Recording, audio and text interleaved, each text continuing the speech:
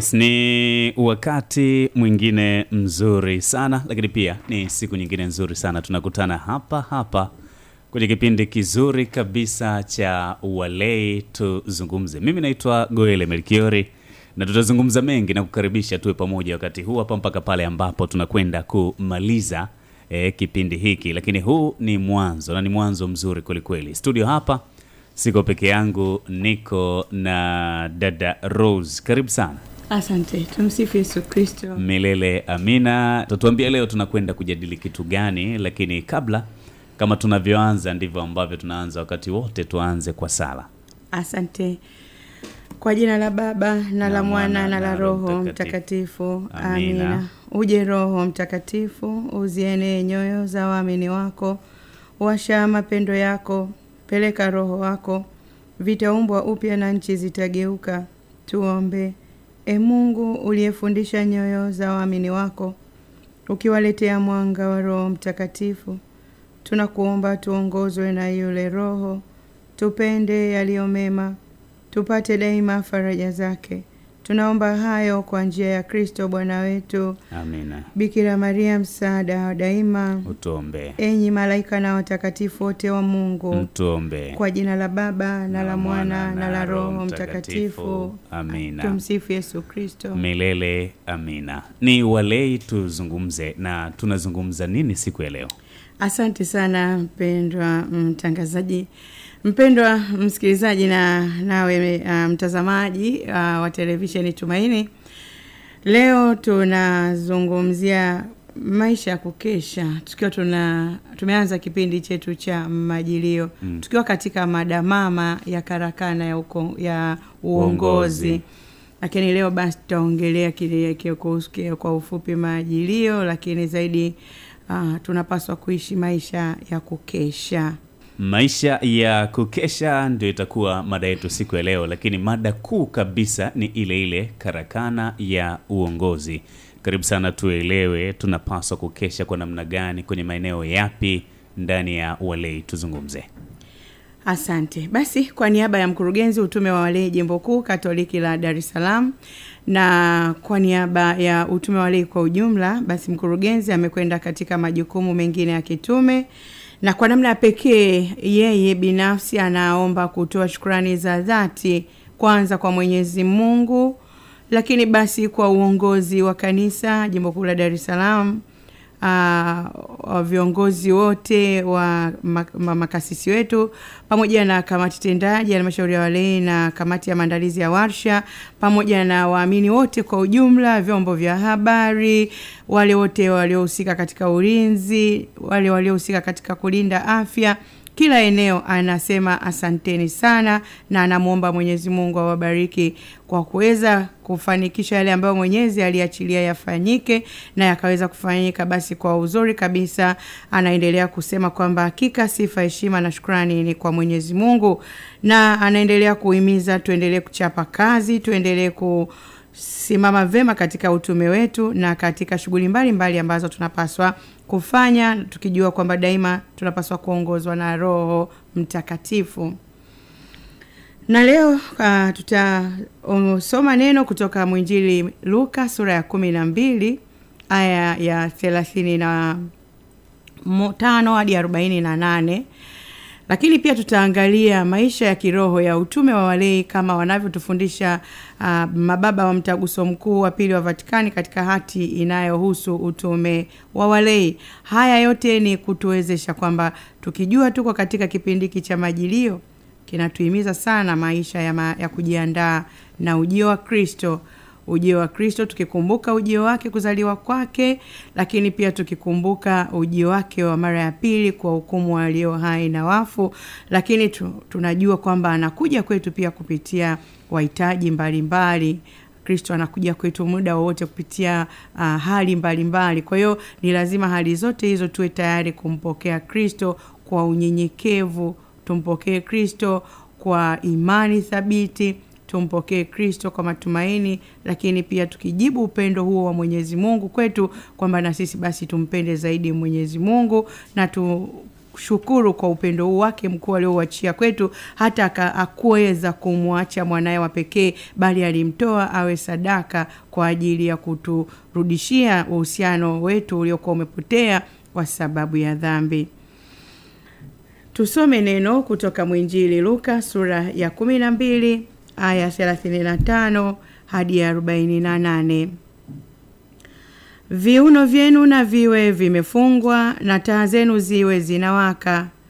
Nanyi iweni kama watu wamngojeao bwana wao atakaporudi kutoka harusini, ili atakapokuja na kubisha wamfungulie mara. Heri watumwa wale ambao bwana wao ajapo atawakuta wanakesha. Amin nawaambieni, atajifunga na kuwakaribisha chakulani, atakuja na kuwahudumia. Na akija zamu ya pili au akija zamu ya tatu na kuwakuta hivi, heri watumwa hao. Lakini fahamuni neno hili, kwamba mwenye nyumba angalijua saa atakayokuja mwivi, angalikesha wala singaliacha nyumba yake kuvunjwa. Nanyi jiwekeni tayari, kwa kuwa saa msiodhani ndipo ajapo mwana wa Adamu. Petro akamwambia, Bwana, mithali hiyo umetuambia sisi tu au watu wote pia? Bwana akasema, ni nani basi aliyewakili mwaminifu mwenye busara, ambaye bwana wake atamweka juu ya utumishi wake wote, awape watu posho kwa wakati wake? Heri mtumwa yule ambaye bwana wake ajapo atamkuta anafanya hivyo. Kweli nawaambia, atamweka juu ya vitu vyake vyote. Lakini mtumwa yule akisema moyoni mwake, bwana wangu anakawia kuja, akaanza kuwapiga wajoli wake wanaume kwa wanawake, akila na kunywa na kulewa, bwana wake mtumwa huyo atakuja siku asiyodhani na saa asiyojua, atamkata vipande viwili na kumweka fungu lake pamoja na wasioamini. Na mtumwa yule aliyejua mapenzi ya bwana wake asijiweke tayari wala kuyatenda mapenzi yake, atapigwa sana. Na yule asiyejua naye amefanya astahilio mapigo, atapigwa kidogo. Na kila aliyepewa vingi, kwake huyo vitatakwa vingi, naye waliyemwekea amana vitu vingi, kwake huyo watataka na zaidi. Neno la Bwana. Sifa kwako Kristo. Mpendwa mtazamaji na mpendwa msikilizaji wa Radio Tumaini na televisheni Tumaini, katika neno hili Kristo mkombozi wetu anatuhimiza maisha ya kukesha. Kukesha maana yake ni kuamka usingizini, kuondoka katika maisha ya giza. Kuondoka katika maisha ya giza, yani kuondoka katika maisha ya kuishi katika kutenda dhambi. Anayetenda dhambi amelala usingizi. Lakini ambaye anakesha ni yule anayeishi katika maisha ya nuru, maisha ya kutenda matendo mema. Maisha ambayo ameishi maisha ya utu upya aliyovishwa katika sakramenti ile ya ubatizo. Tukavaa utu wa kale, utu wa dhambi, laana na kila namna ya ubaya, tukavaa utu mpya, utu wa Kristo, kwa namna ya usafi wa moyo na maisha ya kweli. Kwa hiyo maisha ambayo tunapaswa kuishi baada ya ubatizo wetu ni maisha ndani ya Kristo, maisha ya nuru, maisha ambayo sisi ambao ni matawi lazima tuishi ndani ya mzabibu. Mwokozi anatuambia katika mwinjili Yohane sura ya 15 aya ya kwanza kuendelea, lakini anaelezea kwamba kila tawi lizaalo ndani ya mzabibu Mwenyezi Mungu anaendelea kulipalilia vizuri na linaendelea kuzaa matunda mengi, bali tawi lolote ambalo haliko ndani ya mzabibu halitaweza kuzaa kitu chochote, na litakatwa, litatupwa nje juani, watu watalikanyaga na litateketezwa kwa moto. Akasema kadhalika na ninyi msipokaa ndani yangu hamtaweza kufanya lolote. Kristo ametujalia neema kwamba aliwaambia mitume mkae Yerusalemu msiondoke. Katika mwinjili, katika kitabu cha Matendo ya Mitume sura ya 1 aya ya 8 anasema msiondoke mpaka atakapowaletea nguvu ya Roho Mtakatifu, nanyi mtakuwa mashahidi wangu katika Yerusalemu, katika Galilaya, katika nchi zote za dunia. Na kweli katika waraka kwa Warumi sura ya 5 aya 5, pendo la Mwenyezi Mungu limekwisha kumiminwa kwetu na Roho Mtakatifu tuliyepewa sisi. Pendo hili ni Roho wa Mungu ambaye yuko ndani yetu, na Mwenyezi Mungu ameshaandika tayari sheria zake ndani ya mioyo yetu. Amekwisha kutupatia Roho wake ndani yetu. Sisi ni hekalu la Roho Mtakatifu. Sisi ni watoto wa Mungu tunaoongozwa na Roho Mtakatifu. Na wote wanaoongozwa na Roho Mtakatifu hawako chini ya sheria, anatuambia Mtume Paulo waraka wake kwa Galatia sura ya 5 ukianza 18-19 hadi 22, anaelezea matendo ya mwili ambayo ni yale maovu yote, na matendo ya Roho Mtakatifu ambayo ni amani, furaha na kadhalika. Na anasema basi mkiongozwa na Roho na tuishi kwa Roho. Kumbe mpendwa msikilizaji na mpendwa mtazamaji, tunapoambiwa maisha ya kukesha, awali ya yote tujue kwamba ni maisha ya utakatifu, maisha kwamba tumeungamanika na Mwenyezi Mungu, maisha ya kuishi kadiri ya maagizo, maelekezo na mafundisho ya Mungu kupitia mama kanisa mtakatifu. Tunapoambiwa tusifanye hivi, yani manake usiwe mvivu kusoma neno la Mungu. Ni lazima usome neno la Mungu kwa kuwa ndio mwanga wa njia yako. Ni lazima kusoma. Hatuhitaji tena je mtu mwingine atueleze mara ya 9,000. Tunapoelezwa mara moja tu kwamba lazima uwe na Biblia na uisome, lazima tuwe nayo na tuisome. Tunapoambiwa lazima tushiriki misa takatifu, ni lazima tushiriki. Tusiwe na ile tabia kwamba tunaelezwa mara moja hatufanyi, tuelezwa mara ya pili hatufanyi, tunasubiri tu. Ndio tutakuwa kama hapa Mwokozi anaposema mtumwa yule mbaya anasema bwana wangu atakawia kuja, kwa hiyo anafanya anayoyataka. Bali anataka tuwe watumwa, kama watumwa wema ambao wanakesha, kama wale pale ambapo anasema wanamngojea bwana wao arudi kutoka harusini ili akibisha wamfungulie mara. Akija mara ya pili, mara ya tatu akawakuta wanakesha, anasema aheri watumwa hao. Ndugu yangu katika Kristo, hapa na pale tumekuwa na tabia ya kufanya tunayoyataka. Kwamba Mwenyezi Mungu amesema tujitahidi kuwa na usafi wa moyo kwa sababu yeye hawezi kukaa katika hali ya dhambi. Hivyo maisha yetu tuepuke sana kutenda dhambi. Na ikitokea bahati mbaya mmoja ameanguka katika dhambi, ainuke haraka sana. Lakini utaona hapa na pale tunaona kwamba ni afadhali tukaishi hata maisha ya mke na mume bila sakramenti ya ndoa, kwa kuwa tu tumependana sisi. Madam tumependana, tumetoleana mahari, hamna tena shida. Huu upendo unatosha kutuunganisha, hamna haja ya sakramenti ya ndoa. Na hata tukilazimishwa na kuhimizwa kwamba fungeni ndoa, tunaona kama mapadi ama viongozi wanaotuhimiza ama wenzetu wanaotuhimiza wanatusumbua, wanaingilia maisha yetu, na hata kufikia kusema sisi ni watu wazima, msitufundishe kuishi. Hiki ni kiburi cha uzima, mpendwa mtazamaji na mpendwa msikilizaji. Kama unakutana na mtu ambaye anayasema maneno hayo, ni kudharau fumbo kuu la umwilisho wa Kristo kuja kutukomboa. Mama Kanisa mtakatifu anatufundisha vizuri sana katika katekisimu ya Kanisa Katoliki namba 456 kuendelea, kwamba ni kwa sababu gani tunasherehekea Noeli. Ni kwa sababu gani yani Kristo ametoa mwili. Anatufundisha katika kanuni ya Nikea ya Konstantinople kwamba alitoa mwili akaja kwetu kwa ajili yetu sisi wanadamu na kwa ajili ya uokovu wetu. Sasa hekima, upendo, nidhamu, heshima kwa Mungu ni kupokea ile fumbo la ukombozi na kuliishi. Yani tusiishi tena maisha ya dhambi. Kristo amekwisha kuja kututoa katika utumwa wa dhambi na mauti.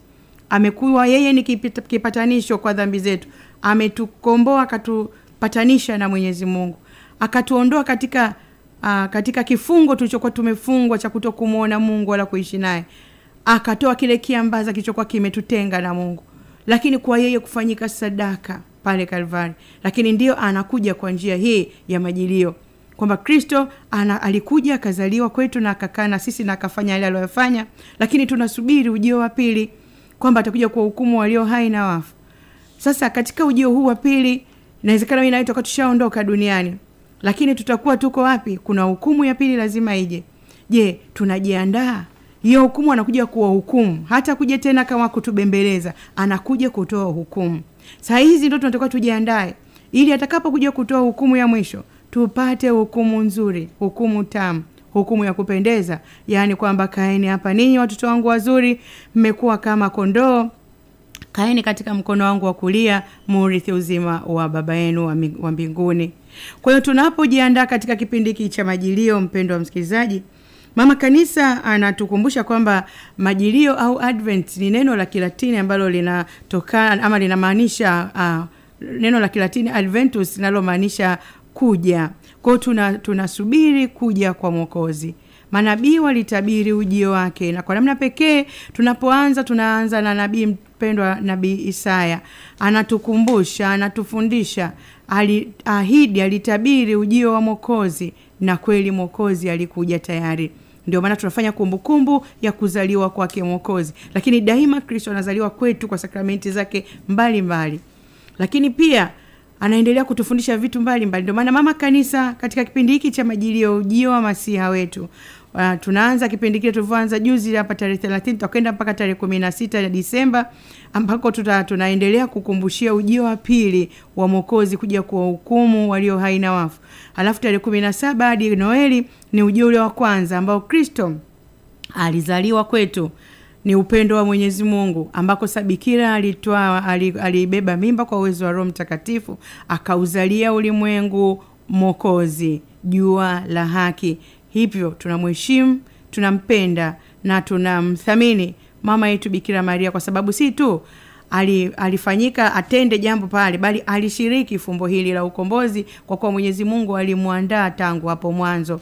Kwa kuwa dhambi iliingia duniani kwa mwanamke Hawa ambaye hakutii na alifanya majadiliano na shetani, na akatia ile shetani aliyomweleza, wakala mti ule matunda ya mti wa katikati, mti wa ujuzi wa mema na mabaya. Mwanadamu akamuasi Mungu na akajitenga na Mungu kwa sababu ya dhambi. Lakini basi mama Bikira Maria kwa utabiri wa nabii Isaya, lakini kitabu cha Mwanzo pia tunakwamba anaambiwa shetani ambao atawekewa uadui kati yake na uzao wa mwanamke ambaye ni Bwana wetu Yesu Kristo. Basi mama Bikira Maria kwa kutii kwake anaposema mimi ni mjakazi wa Bwana na iwe kwangu kama ulivyonena, katika Mwinjili Luka sura ya 1:38 anavyojibu vile, basi ule utii wake unakuwa unaturudishia tena uhai, unaturudishia tena wanadamu uzima. Mama alikubali kwa utii kwamba mimi ni mjakazi wa Bwana na iwe kwangu kama ulivyonena. Alikubali kwa unyenyekevu kwamba mimi ni mjakazi wa Bwana. Lakini alikubali kwa hiari kwamba atashiriki fumbo hilo la wokovu. Ndipo akakaa na Mwokozi, kabla ya Mwokozi akiwa yeye akafanyika sasa tabernakulo ya kwanza ya Mwokozi wetu Yesu Kristo.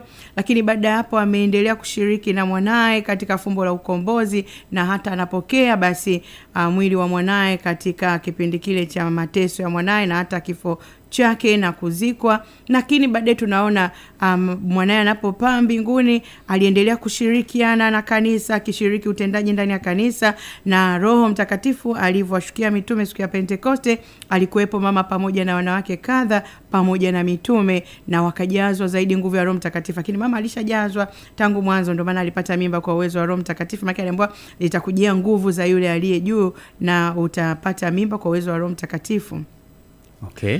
Kwa hiyo tunapojitahidi sasa hapa kabla tujaenda mapumziko ni kwamba katika ujio huu wa Masiha, katika kipindi hiki cha majilio tunajiandaa na mishumaa. Tukuna mishumaa 4 ambayo tumeiona mama kanisa ameiweka, na ile mishumaa imeweka katika taji la duara, na lile taji la duara limeandaliwa kwa kutumia majani.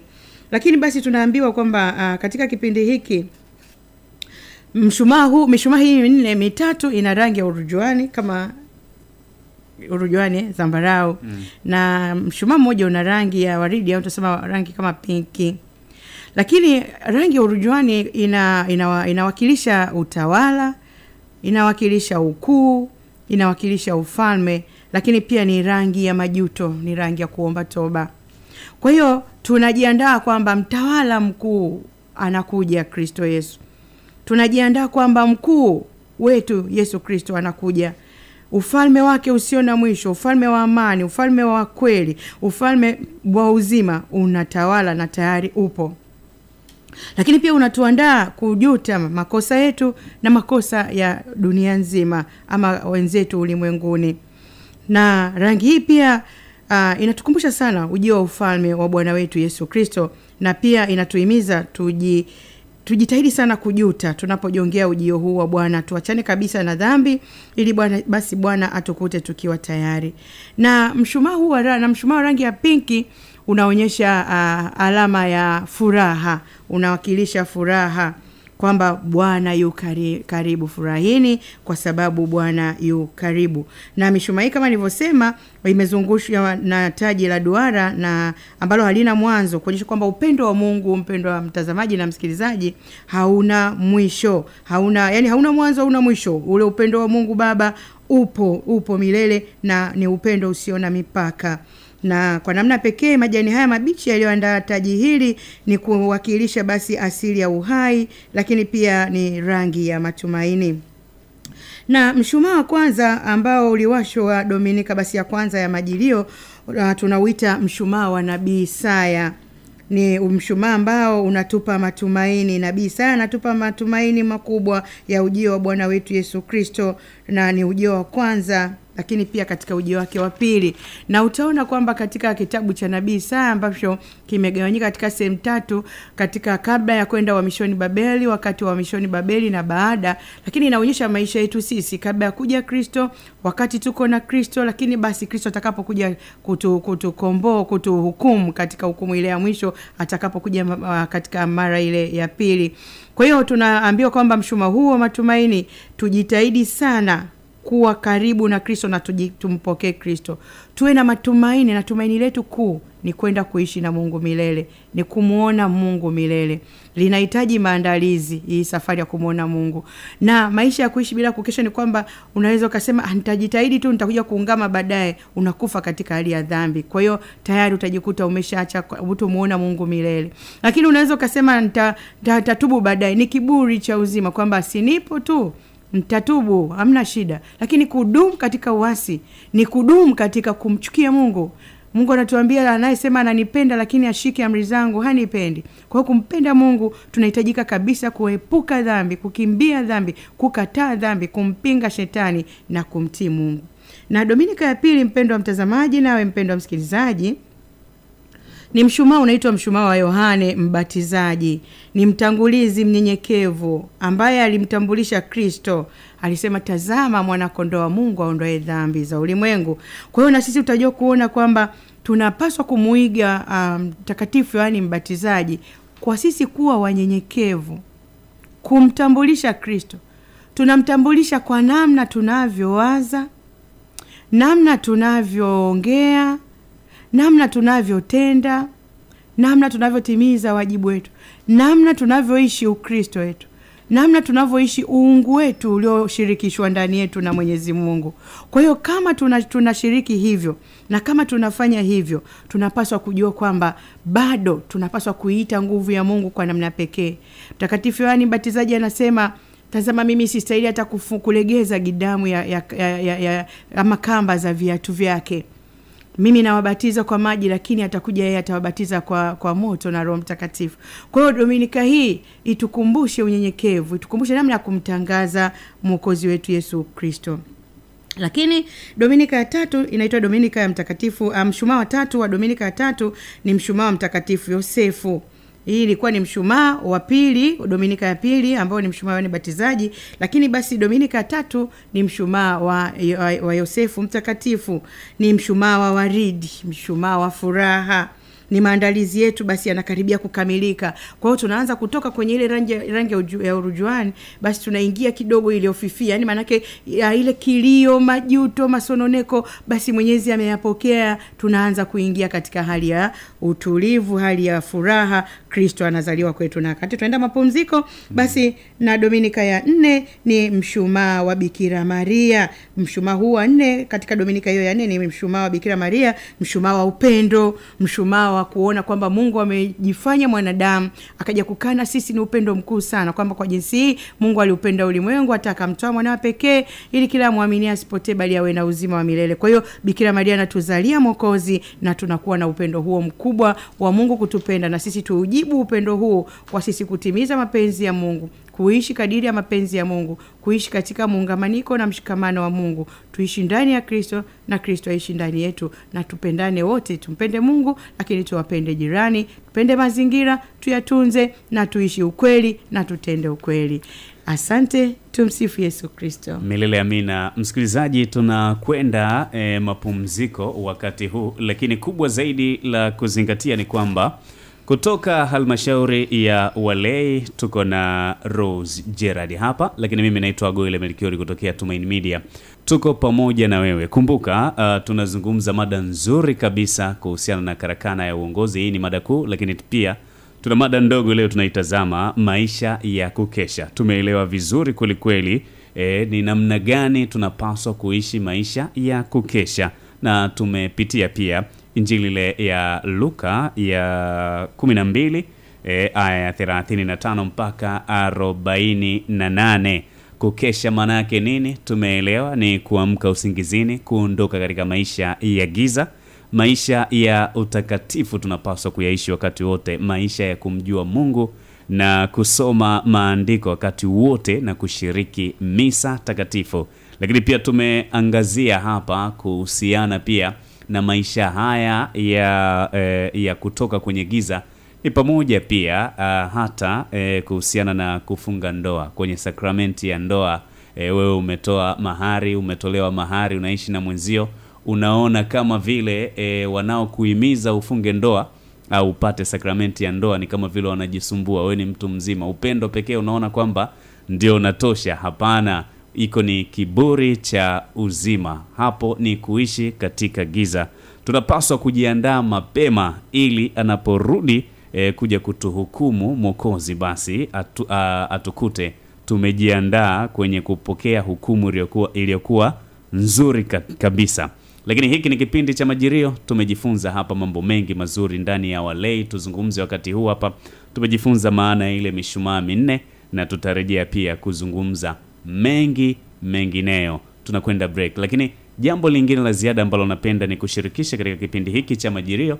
Sisi Tumaini Media kupitia Tumaini Radio tunayo kampeni ya ongeza hazina kwa mtoto Yesu, na mwaka huu tunakwenda na kauli mbiu inayosema ya kwamba ongeza hazina kwa mtoto Yesu 2025-26. Kila mbegu itakayopandwa ni kwa ajili ya mavuno makubwa. Unaweza kushiriki kupanda mbegu yoyote ile na itakuwa ni vyema kweli kupitia nambari za simu hizi hapa. Unaweza ukatoa kupitia tuma kwa M-Pesa, nambari ni 0748 21 99 99, 0748 21 99 99. Jina ni Tumaini Media. Lakini pia tunayo nambari ya Mix by Yas ya 0658 44 4216, na yenyewe pia jina ni Tumaini Media. Lakini tunayo nambari ya lipa kwa M-Pesa ya 59 84 111, 59 84 111. Jina ni Tumaini Media Radio. Karibu sana. Baada ya mapumziko mafupi tutarejea kuendelea kuisikiliza Walei Tuzungumze. Tutarejea kuendelea kutazama Walei Tuzungumze. Karibu sana. Hii ni Radio Tumaini, radio yako ya ujirani.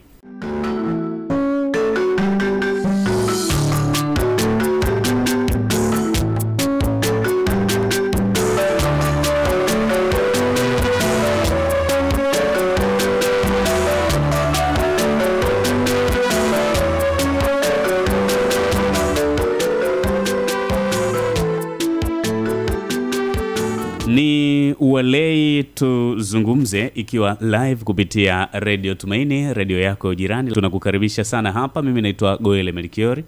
Niko na katibu kamati ya uinjilishaji utume wa walei jimbo, si mwingine ni Rose Gerard. Tunazungumza kuhusiana na mada kuu kabisa ya karakana ya uongozi.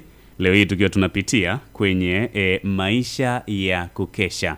Tulikuwa tumeishia kutazama maana ya mishumaa ile minne. Tumeona hapa ile mitatu yenye rangi ya urujuani, ikiwa inawakilisha ukuu, utawala pamoja na majuto, lakini mmoja ule wa pinki ukiwa unamaanisha furaha. Lakini tumetazama pia duara lile ambalo linamaanisha upendo wa Mungu sio na mipaka. Tumeichambua vizuri mshumaa wa kwanza ukiwa ni mshumaa wa Nabii Isaya ukiwa unawakilisha matumaini, lakini pia tumetazama vizuri kabisa mshumaa wa pili, mshumaa wa Yohane Mbatizaji wenyewe ukiwa unawakilisha unyenyekevu pamoja na kumtambulisha Kristo. Tumetazama vyema pia mshumaa wa tatu, mshumaa wa Mtakatifu Yosefu ukiwa unawakilisha au unamaanisha furaha, na mshumaa wa nne, mshumaa wa Bikira Maria, mshumaa unaowakilisha upendo. Tunaendelea pia kutazama mambo mengine mazuri kweli kweli kwenye kipindi hiki kizuri cha walei tuzungumze. Karibu sana msikilizaji, karibu sana mtazamaji. Karibu dada Rose. Asante sana mpendwa mtangazaji. Na kwa namna pekee sasa sisi kama waamini walei tunapohimizwa maisha ya kukesha, nitaomba tutasoma katika hati namba 12, hati katika hati za Mtaguso Mkuu wa Pili wa Vatikani.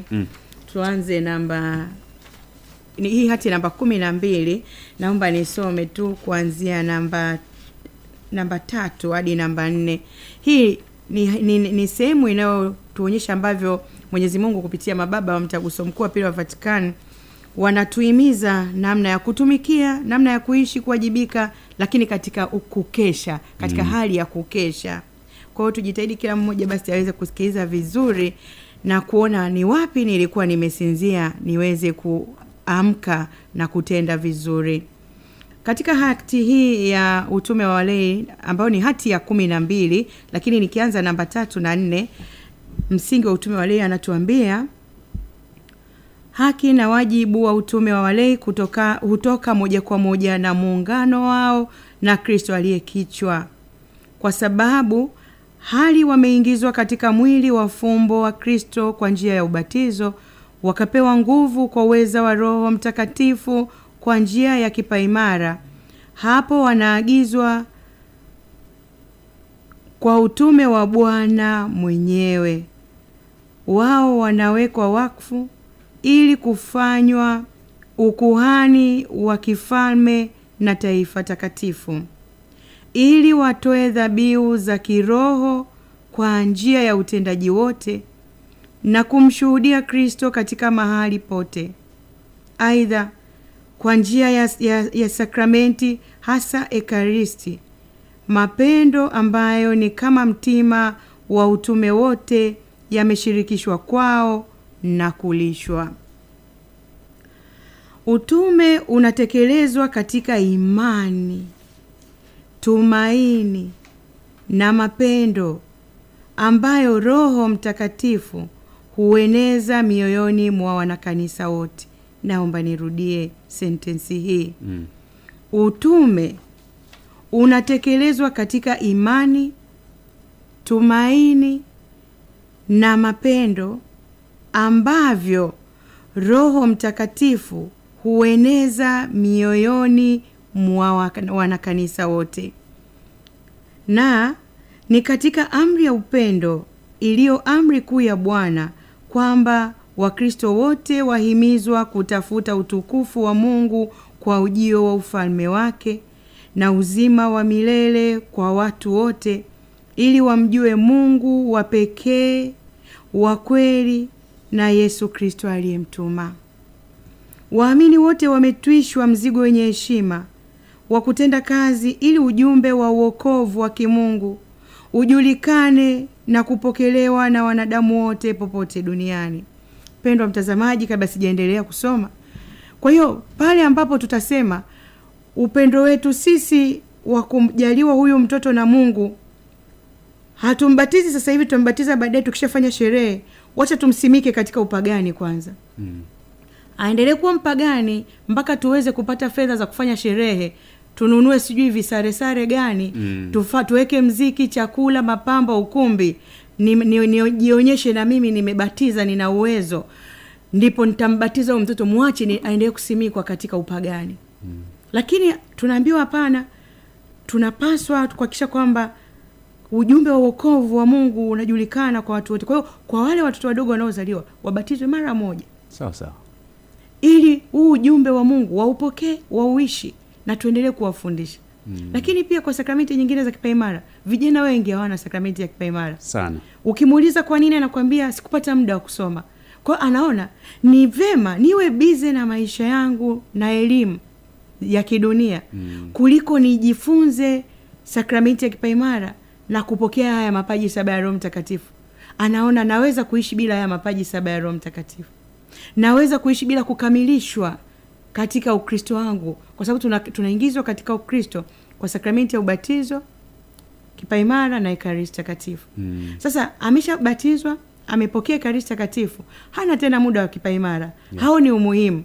Kwa sababu anaona sishabatizwa, napokea. Anadhani Ukristo wake ni ile kujionyesha kwenda kupokea Ekaristi. Lakini pia kutokupokea sakramenti moja hapo ambao nilipaswa niipokee ni kumdharau Roho Mtakatifu na kudharau hizo sakramenti za Bwana wetu Yesu Kristo. Kwa hiyo ili niweze kuwa shahidi mzuri wa Kristo na kupeleka huo ujumbe wa wokovu, napaswa nihakikishe naishi maisha ya kukesha. Yale yote nayopaswa nifanye katika level fulani ya maisha nifanye. Kama napaswa kubatizwa, kupokea komunyo na kipaimara, nifanye. Napaswa kupokea sakramenti ya kitubio pale ninapoona nahitaji, nipokee. Ninapaswa nipokee sakramenti ya mpako mtakatifu wa wagonjwa, ama nimsaidie mwenzangu aweze kupokea naye umwa, nifanye. Ninapohitajika kuchochea miito mitakatifu na mimi niende katika wito huo, ama watoto wangu ama ndugu na jamaa, niwezeshe huu wito upate watenda kazi na wale walioko tuwaombee. Ninapohitajika kuingia kwenye sakramenti ya ndoa, niende na niheshimu, nikaishi maagano ya ndoa. Yaani tusiishi tu kiholela tu kwa sababu tunaamka asubuhi tunavaa suruali vitu vimetubana vijana. Hili ni shida kubwa kwa vijana wengi hawajapokea kipaimara. Ukiuliza kwamba nilipokea komunyo akaendelea zake kusoma, hakurudi tena kwenye kipaimara. Na mwingine anakuambia nitakuja kupokea katika kipindi cha ndoa. Je, unajua utafika? Kwa hiyo tuendelee kusoma. Kwa hiyo nimetamani kuisisitiza hivyo kwamba tunapoambiwa tuwe mashahidi wa Kristo ni namna tunavyoishi, lakini kupambana wengine waishi kadiri ya Kristo anavyotaka na sisi tuishi kadiri Kristo anavyotaka, na tuwe na uvumilivu tukiwa tumesimama thabiti katika imani. Tuongee ukweli, tuseme lililo kweli na kukemea daima uovu. Anaendelea kutufundisha mababa mtaguso kwamba kwa ajili ya kutekeleza utume wa Roho Mtakatifu ambaye hutenda utakatifu wa watu wa Mungu kwa njia ya huduma takatifu na ya sakramenti zake, anawagawia waamini karama za pekee, kama anavyotufundisha Mtume Paulo waraka wa kwanza kwa Wakorinto sura ya 12:7. Anamgawia kila mtu kama apendavyo Roho Mtakatifu. Ili iweje? Ili kila mmoja kwa kadiri alivyoipokea karama aitumie kwa kuhudumiana, na hivyo pia wao kama mawakili wema wa neema mbalimbali za Mungu wanasaidia ili mwili upate kujijenga wenyewe katika upendo. Katika kupokea karama hizo, hata zile za kawaida zaidi, hutokana kwa kila muamini haki na wajibu wa kuitumia kwa ajili ya manufaa ya wanadamu na ya ujengaji wa kanisa, katika kanisa na katika ulimwengu, kwa ule uhuru wa Roho Mtakatifu ambaye huvuma apendako. Na wakati huo katika ushirika na ndugu katika Kristo, hasa na wachungaji wao wenye madaraka ya kufanya hukumu ya tabia yao halisi, pia ya matumizi yake yenye utaratibu, pasipo lengo la kumzimisha roho, bali la kujaribu mambo yote na kulishika lililo jema. Yaani tunahimizwa hapa kwamba tumepewa karama. Tunahudumiana. Nimepewa karama Rozi, ya kufundisha na ole wangu nisipofundisha. Hakuiweka nijisifie, yaani mimi nisipofundisha, yaani mimi. Unapowekewa unapaswa ulie kweli kweli kwamba Bwana umeweka hii karama nisaidie. Wewe uitumie unavyotaka. Mimi ni chombo tu. Nifanye unavyotaka wewe, Roho Mtakatifu. Akikwambia leo nenda kwa wagonjwa, nenda. Leo nenda huku, nenda. Leo fanya hiki, fanya. Useme huu muda wangu kwanza mimi kuja Mwanza, package yangu ya kuja kufundisha Mwanza, muda wangu nimesoma, naacha familia, wala milioni 1.5 ndio naweza nikaja Mwanza kufundisha. So mafundisho ya Kristo haya. Sawa sawa. Mafundisho ya Kristo ni kwamba hata kama hujapewa nauli, una uwezo wa kutafuta nauli yako. Nenda Mwanza, mpeleke Kristo, peleka neno kule ambako Kristo anataka. Kwa hiyo hii ndio maana karama haiuzwi. Karama hatuji mwamba fai nayo, bali tunaipokea kwa unyenyekevu na kuitumikia. Lakini nikiendelea kidogo, mababa wa mtaguso katika sasa nilisema namba 3 na 4. Hii tulioimaliza ni namba 3. Namba 4 wanaongelea maisha ya kiroho ya kukesha ya utume huu wa walei. Wanatuambia kwamba kwa kuwa chemchemi na asili za utume wote wa kanisa ni Kristo aliyetumwa na Baba, ni wazi kwamba uzaaji wa utume wa walei hutegemea sana muungano wao wenye uhai na Kristo, kwa sababu Bwana asema, akae ndani yangu nami ndani yake, huyo huzaa sana.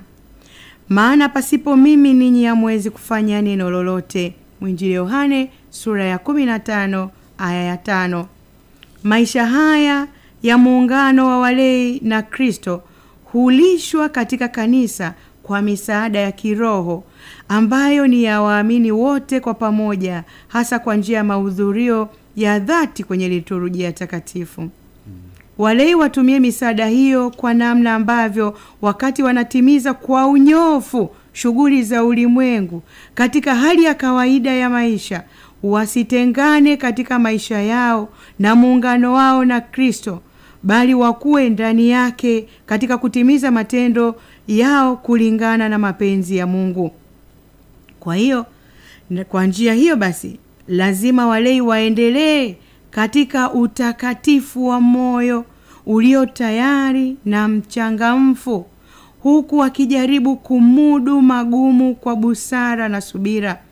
Wala mahangaiko kwa ajili ya familia, wala majukumu mengine ya kiulimwengu havitakiwi kuwa mbali na mwelekeo wa kiroho wa maisha, kadiri ya maneno ya Mtume Paulo kwamba na kila mfanyalo kwa neno au kwa tendo, fanyeni yote katika jina la Bwana wetu Yesu Kristo, mkimshukuru Mungu Baba kwa yeye. Hii namba inaendelea zaidi, lakini mimi niishie hapa. Kuhimiza kwamba bila kuishi maisha haya ya kukesha, yani maisha ya muungamaniko na Mungu, maisha ya sala kwa bidii kabisa, kusoma neno la Mungu kwa bidii kabisa, kutenda matendo mema, kupokea vema sakramenti za kanisa, kujitoa kwa matendo ya huruma, lakini kutoa sadaka, zaka kamili na kadhalika, kutunza mazingira, kutenda kadiri ya mambo ya Mungu, na kuepuka ule uhuru wa kuona kwamba naweza kufanya lolote, bali uhuru katika mipaka, uhuru katika kweli, katika nuru, hatutaweza kumpendeza Kristo. Tunapongojea ujio wa Kristo, tunapojiandaa katika kumkaribisha Masiha, tuishi maisha ya kukesha, nasi basi tutakuwa hatuko mbali na kufikia uzima wa milele mbinguni. Amina. Tunapojiandaa kumpokea Kristo katika kipindi hiki cha Majilio, basi ni vyema kweli katika kweli hiyo tuishi maisha ya kukesha. Tumeelewa leo kwenye walei tuzungumze nini maana ya maisha ya kukesha, lakini tumeelewa vizuri kweli tukiwa tumerejea ile hati namba 12 ya msingi wa utume wa walei, tukitazama namba 8 na namba 4, ikiwa inatusisitiza kwamba utume unatekelezwa katika imani, upendo, lakini pia unatekelezwa katika roho na kweli. Jambo la msingi zaidi ni kuangalia namna gani Kristo Yesu anapenda tuishi, namna gani Mungu mwenyewe anapenda tuishi, na sisi tunapaswa kuishi hivyo. Hayo ndio maisha ya kukesha. Tukiwa pia tunaendelea kupita kwenye mada kuu ya karakana ya uongozi, leo tumejifunza vizuri maisha ya kukesha, tukiwa hapa kwenye kipindi kizuri kabisa cha walei tuzungumze Kutokea Tumaini Media, mimi naitwa Goele Melkiori, lakini kutokea halmashauri kuu ya Walei Jimbo, tupo na katibu wa kamati ya uinjilishaji utume wa Walei Jimbo, dada yetu Rose Gerard. Tukiwa tunamalizia, umetuelekeza vyema sana, umetuelekeza vizuri kuhusiana na maisha ya kukesha. Kwa sasa tunatakiwa kukazia wapi zaidi? Na nilikuwa napenda pia ulivyotutajia yale majuma na ile mishumaa. Ili juma la kwanza tumewasha mshumaa wa kwanza mzuri kabisa. Jambo gani au vitu gani vingine ambavyo tunaweza tukavifanya zaidi hapa ili tukaenda sawa sasa kwenye kipindi hiki cha Majilio, tukaishi vile ambavyo Mungu anapenda na tukamaanisha zaidi kuhusiana na maisha ya kukesha? Nazungumzia yale maisha ya kila siku ambayo tunapaswa kuishi. Kuna mtu mmoja alinisisitiza, akaniambia wakati huu hata nyimbo ambazo unapenda kusikiliza ni vyema zikaendana na ule mshumaa wa kwanza. Lakini pia tukija kwenye mshumaa wa pili tunapaswa kufanya, ukiachana hata yale matendo ya sisi kwa sisi tunayotendeana, kuna maisha mengine ya kawaida kabisa yale ambayo huwa tunafanya. Kwa kumalizia, asante. Nikitumia hizo uwakilishi wa mishumaa katika kipindi hiki, mshumaa wa kwanza ni matumaini. Haitukumbushi kipindi hiki tu, bali maisha yetu yote tukiwa duniani tumtumainie Mungu, tutumainie uzima wa milele. Lakini katika kufikia uzima wa milele kuna wajibu wetu tupasao kufanya. Kwa lazima tuwajibikie kabisa huo wajibu. Lazima tumtumainie Mungu, lazima tuepuke ushirikina, tuepuke sijui mambo yote mabaya, tuepuke uovu, tukatae kabisa kujilimbikizia mali, hata kutokuthamini wenzetu wala kuthamini uhai wa wenzetu. Yani tukatae yale yote ambayo yanapingana na mapenzi ya Mungu. Lakini tumaini letu lisilotaharisha ni la kufikia uzima wa milele mbinguni. Kwa hiyo pamoja na kwamba Dominika hii ya kwanza ni matumaini, lakini maisha yetu yote hivyo. Lakini ya pili baada ya matumaini ni upendo. Mshumaa wetu, mshumaa wa upendo, ni lazima sasa tuishi kwa upendo. Tukijibu ule upendo wa kimungu kwa sisi kuwa wanyenyekevu, lakini zaidi sana kuishi katika kuwapenda jirani, kumpenda mwanadamu mwenzako. Ukiona unamfanyia mwenzako baya, huwezi ukasema unampenda Mungu, uko unamfanyia mwenzako, uko tayari hata kumdhalilisha, kumfanyia chochote, hata kuondoa uhai wake, lakini unasema nampenda Mungu. Hapana. Kwa hiyo upendo una gharama ya kulinda uhai wa mwingine, kulinda uhusiano wetu na Mungu. Lakini mshumaa wa tatu tusema ni mshumaa wa furaha, kwamba tufurahi kwa upendo huu wa Mungu kuturudishia tena ule uhusiano wetu uliokuwa umepotea. Tunafurahi kwa kuwa Bwana yuko katikati yetu, Bwana yuko na sisi, Bwana yuko, lakini atakuja tena kuhukumu walio hai na wafu. Kwa hiyo tuwe makini pia katika furaha. Furaha yetu si katika pombe, katika sijui kuvaa vizuri. Furaha yetu ni katika kuunganika na Kristo na kuona Kristo yuko katikati yetu. Na ile mshumaa wa nne sasa nao tumesema ni amani. Tunashukuru kwamba mfalme wa amani anazaliwa, Kristo wetu anazaliwa, Bikira Maria anatuletea mkombozi. Kwa hiyo katika haya yote tuishi maisha ya kukesha. Kwa hiyo kwa kifupi ni kwamba, kwa kifupi kabisa, tuepuke kuishi tunavyotaka kiholela.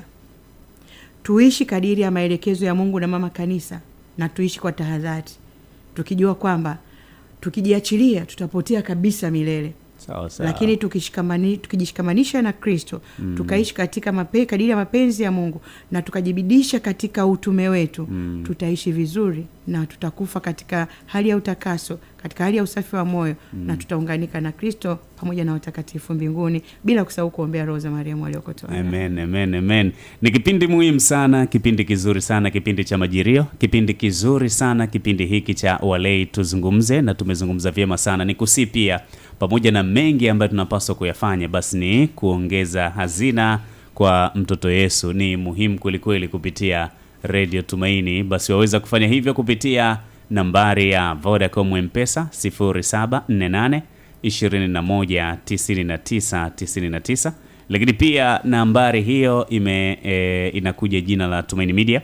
Lakini Mix by Yas nambari ni 0658444216, jina ni Tumaini Media, na lipa kwa M-Pesa nambari ni 5984111, jina ni Tumaini Media Radio.